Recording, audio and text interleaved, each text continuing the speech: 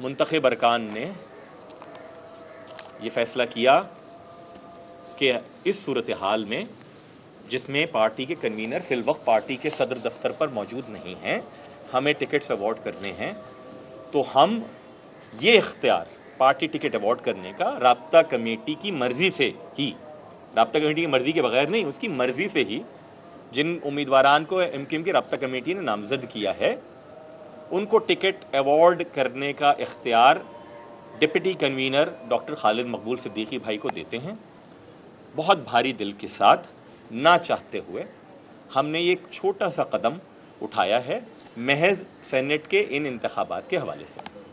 فاروق ستار بھائی M Q M Pakistan کی رابطہ کمیٹی کے کنوینر ہیں، ہم ان کے منتظر ہیں، وہ تشریف لاتے ہیں، تشریف لائیں گے، اجلاس کرتے ہیں۔ فاروق بھائی کو وہ تمام اختیارات ہونے چاہیے اور ہیں جو پارٹی کے آئین کے تحت انہیں ہیں۔